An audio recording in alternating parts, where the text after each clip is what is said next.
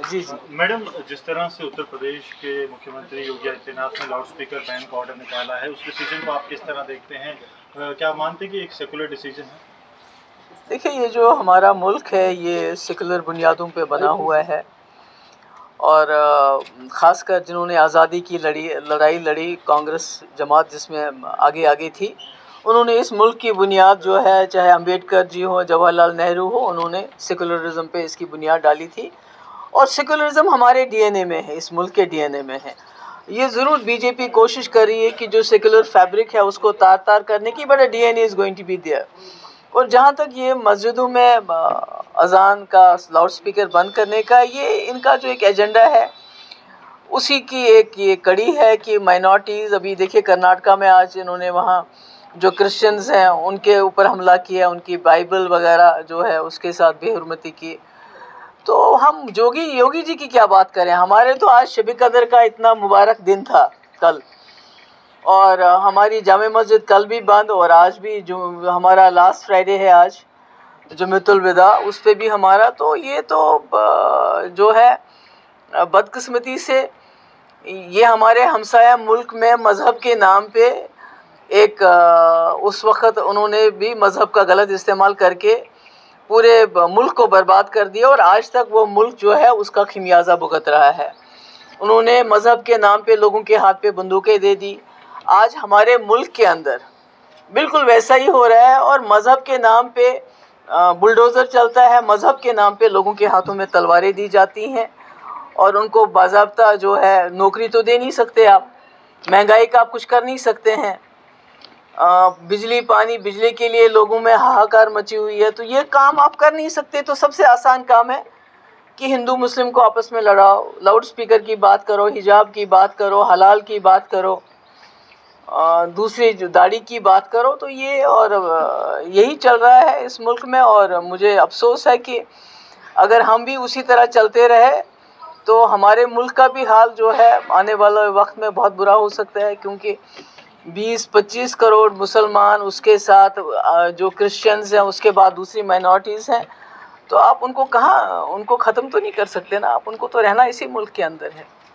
लेकिन मैम ऐसा है, जैसे आप बात करते हैं यूपी की, अगर योगी आदित्यनाथ का अगर आप लाउड स्पीकर का ऑर्डर देखिए, वो सब मजहब के लिए, एक पर्टिकुलर रिलीजन के लिए नहीं, और रिलीजियस प्रीचर उसको वॉलंटरली उतार रहे हैं, तो फिर इसको रंगत क्यों दी जा रही है? रंगत की बात नहीं है कि आपके हमारे मुल्क में जो है फ्रीडम है, फ्रीडम, हमारा राइट टू फ्रीडम है, यानी कि हम जो मज़हब चाहें उसको प्रैक्टिस कर सकते हैं।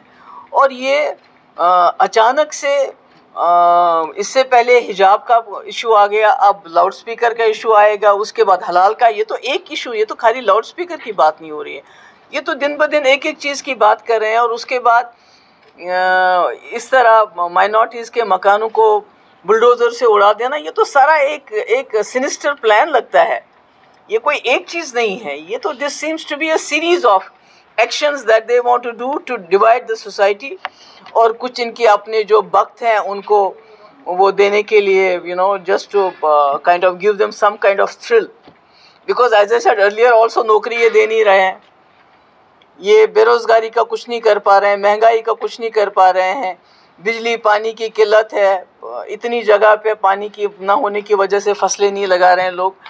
तो ऐसे में और क्या करेंगे, यही हिंदू मुस्लिम का खेल खेल रहे हैं। और देखिए मेरे भाई, हम तो यही पीडीपी वाले तो बदनाम थे ना जब हम कहते थे हमारे पावर प्रोजेक्ट हमें वापस मिलने चाहिए, क्योंकि अगर हमारे पावर प्रोजेक्ट हमें वापस मिल जाते तो हम पहले हमारी जो यहाँ अपनी बिजली की खपत है उसको पूरा करते, हमारी जो इंडस्ट्री के लिए ज़रूरत है उसको पूरा करते, उसके बाद बिजली हम अपने मुल्क को सप्लाई करते और उससे कुछ कमाते पैसा कुछ हमें, क्योंकि अब अगर आप कोल किसी स्टेट से लेते हैं तो आप उनको रॉयल्टी देते हैं, हमें तो कुछ भी नहीं मिलता है। तो जब पीडीपी ये बात करती थी तो उन्हें कहा जाता था कि भाई ये जो है ये एंटी नेशनल है।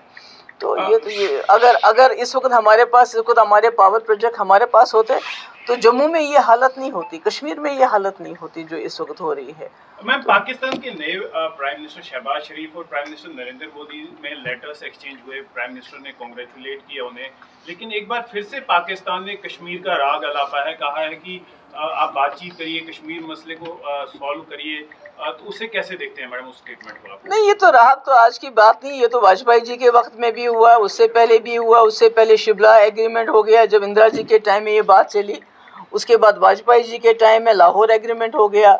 तो इसमें तो मुझे लगता है कोई चिढ़ने वाली बात नहीं है, ये तो एक मसला है जो मानना पड़ेगा। यूएनओ में, हमारा यूनाइटेड नेशन में ये मसला है, जब तक हम अपने घर के अंदर, जम्मू कश्मीर के अंदर, जब तक हम खुद अपने लोगों का दिल नहीं जीतेंगे, अपने लोगों के साथ बातचीत नहीं करेंगे, लोगों को अपनी तरफ नहीं करेंगे, तब तक तो हम जब तक पाकिस्तान क्रॉस बॉर्डर टेररिज्म खत्म नहीं करता तब तक टॉक्स नहीं होंगे। अभी आपने देखा सुंजवा में जो एनकाउंटर हुआ, 2 आतंकी जो है पाकिस्तान से आए थे, एक बड़ी कार्रवाई को अंजाम देना चाहते थे, लेकिन जब तक आतंकवाद चल रहा है तो बातचीत कैसे हो मैडम? नहीं, देखिए बातचीत कैसे चली, इससे पहले कैसे चली बातचीत? जब वाजपेयी जी थे तब तो वो लाहौर बस लेके गए और दूसरी तरफ से कारगिल का अटैक हो गया, हाथों में बंदूक लेके हैं, because you are punishing all the people of JNK state. क्योंकि आपके यहाँ जो ये रोज़ की पकड़ दकड़ है, जो रोज़ लोगों को बंद किया जाता है, आप देखिए आज हम कहते हैं, अभी प्राइम मिनिस्टर आए थे तो उन्होंने बहुत बात की कि पंचायत राज और डेमोक्रेसी और ग्रास रूट। आपको पता है कश्मीर में जो आपके ग्रास रूट के रिप्रेजेंटेटिव्स हैं, पंचेस, सरपंचेस और दूसरे, वो कैसे बंद हैं सिक्योरिटी में। आज वो तरस रहे हैं कि ईद के लिए वो अपने घरों में जाना चाहते हैं, उनको घर भी नहीं जाने देते हैं, और ये बहुत वो राप अलाप रहे हैं कि हमने जी ग्रास रूट डेमोक्रेसी। जब उनको आप जगहों से निकलने नहीं देते हैं, सिक्योरिटी जोन से बाहर नहीं आने देते, लोगों के पास जाने नहीं देते, यहाँ तक कि ईद के दिन उनको कहीं जाने नहीं देते हैं, तो फिर वो कैसे चलेगा? मैम, उमर अब्दुल्ला साहब का कहना है कि जो इलेक्शंस है वो PAGD को मिल के लड़ने चाहिए, सबको मिल के, सब पार्टी, आप ही पार्ट है उसका। तो देखिए, ये इस वक्त जो हमारी रियासत, क्या पूरे मुल्क में बहुत बड़ा चैलेंज है, मगर हमारी रियासत में ज़्यादा है। जब से 5 अगस्त 2019 के बाद जिस तरह मरकज़ी सरकार ने हमारा जो स्पेशल स्टेटस है अनकॉन्स्टिट्यूशनल तरीके से उसको ख़त्म किया, उसके बाद वो जम्मू कश्मीर का वजूद मिटाना चाहती है, शायद इसलिए कि एक मुस्लिम मेजॉरिटी स्टेट है। हर तरह से हमें कमज़ोर करने की कोशिश कर रहे हैं जम्मू कश्मीर को। हमारी यहाँ पूरे मुल्क में ऐसे लैंड लॉज कहीं भी इतने आसान नहीं है जितने जम्मू कश्मीर में बनाए गए। उसके ऊपर स्टैम्प ड्यूटी 50% कम, क्यों? क्योंकि जम्मू कश्मीर की ज़मीन की बंदर बांट करना चाहते हैं, ताकि एक वक्त आए हमारे जो यूथ है उनके पास पाँव धरने के लिए ज़मीन न रहे। पूरे मुल्क में नौकरियां तो देते नहीं हैं किसी को, मगर जो जम्मू कश्मीर की नौकरियां उसमें बंदर बांट की पूरे मुल्क में बांट दो। इसी तरह हमारे जो यहाँ कॉन्ट्रैक्ट्स हैं, आपको पता है कि एम्स का कॉन्ट्रैक्ट इसके पास है, मगर अब जम्मू के लोग सोचते थे कम से कम रेत और बाजरी हम सप्लाई करेंगे, उसका कॉन्ट्रैक्ट भी किसी बाहर के कॉन्ट्रैक्टर को दिया है। इसी तरह PHE है, PWD है, दूसरे डिपार्टमेंट्स में है, जिसमें सेंट्रल स्पॉन्सर स्कीम्स है, जिसमें छोटे छोटे ठेकेदार काम करते थे, छोटे छोटे सप्लाईज करते थे, वो भी पता नहीं कहीं बाहर के स्टेट किसी बड़े बड़े ठेकेदारों को दिया है। तो इसलिए मेरा ये कहने का मकसद है कि दिन ब दिन जो मरकज़ी सरकार के जो अपने डिज़ाइंस है, sinister designs, they are becoming very clear to us. तो ऐसे में हम लोगों का इकट्ठा होना, खाली इलेक्शन की बात नहीं है, क्योंकि हमारा जो PAGD है it is the larger interest, ये एक बड़े मकसद के लिए इकट्ठा हुआ है।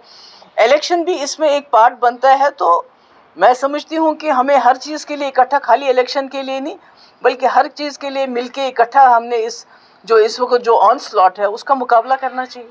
मैम, ये जब पाकिस्तान से बातचीत की बात आती है, why people are defending terrorist, just आप देखिए 22 को जैश ए मोहम्मद के सुसाइड बॉम्बर आते हैं, सुंजवा आर्मी कैंप में अगर घुस जाते तो इतने मर जाते just to scatter prime minister's program. उसके बाद कल IED होती है अस्पताल के पास, भतरा हॉस्पिटल, जहां लोग जाते हैं। फिर भी अगर हम क्रिटिसाइज नहीं कर रहे तो एंड देन वी से हमारी सिक्योरिटी 10 लाख फौज हमारी यहाँ क्या कर रही है? If they are not able to deal with 200, जो यही बोलते हैं ना 100-150 मिलिटेंट है, अगर 100-150 मिलिटेंट के साथ हमारी 10 लाख फौज उनको डील नहीं कर रही है, तो फिर हम क्या कर रहे हैं? क्या कर रहे हैं फिर हम लोग? यहाँ तो हमारे लोगों का जीना हराम हो गया है एस्पा की वजह से। आप किसी को भी पकड़ के कहीं भी, आपको पता है शुपियन में एनकाउंटर हुआ, फेक एनकाउंटर हुआ, HMT में क्या हुआ, बाकी जगहों पे क्या हुआ। अगर इतनी सारी ताकत दी है हमने सिक्योरिटी फोर्सेस को, फौज को, कि आप डील करो सिचुएशन के साथ, अगर उसके बाद भी सुंजवा में इंसिडेंट हो जाता है, दूसरी जगह इनसे हमारे 5 सरपंच मारे जाते हैं, तो ये तो मैं समझूंगी कि हमारे तो घर में ही कोई ना कोई कमी है ना।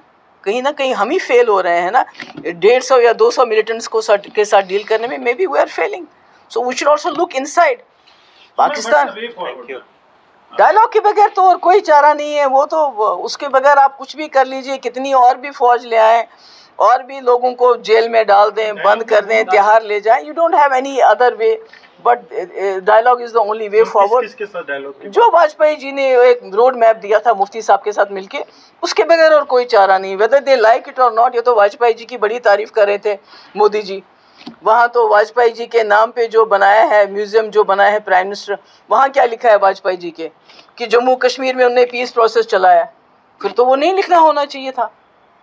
इफ दे ऑल्सो एक्नॉलेज कि वाजपेयी जी की सबसे बड़ी उन्नति, सबसे बड़ी अचीवमेंट है पीस प्रोसेस जम्मू कश्मीर के हवाले से, तो फिर ये खुद क्या कर रहे हैं? Thank you so much. Thank you very much. Thank you.